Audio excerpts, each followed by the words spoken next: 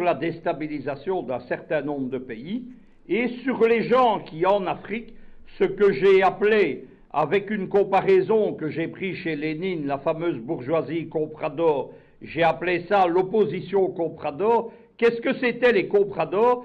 C'était du temps du colonialisme portugais à Macao, des Chinois qui acceptaient la domination coloniale portugaise à condition de garder une part de l'économie et du commerce.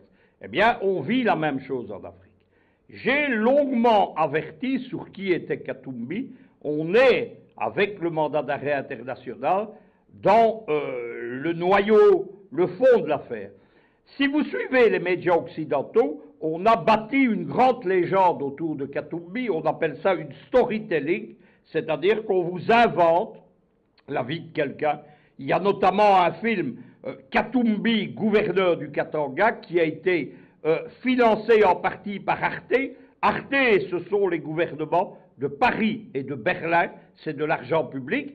Et on nous expliquait que Katumbi était un honnête homme, que c'était quasiment le seul politicien congolais honnête, alors que c'est un affairiste qui a livré le Katanga aux multinationales. Ça, c'est un aspect du personnage. Le deuxième aspect, c'est l'affairisme. L'affairisme, qu'est-ce que c'est? C'est que Katumbi, il appartient à une très grande famille affairiste qui s'appelle en réalité les Soriano. Lorsque vous fouillez dans les dossiers Katumbi, vous voyez qu'il est détenteur de 3 passeports différents, avec 3 nationalités, et que dans ces passeports, il ne porte pas le même nom.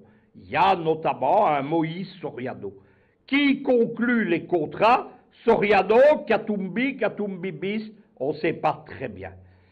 Troisième chose, Katumbi, c'est le choix d'un scénario politique. C'est l'homme qui a été choisi dès les années Obama, le fameux sommet USA-African Leader, nous sommes à l'été 2014, il a été choisi comme l'homme qui était chargé de dégager la cible principale de ce qui est devenu le printemps africain, qui était Kabila.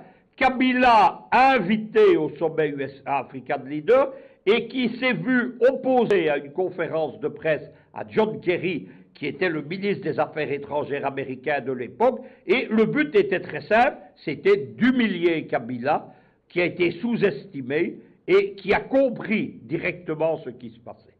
Que devait être Katumbi?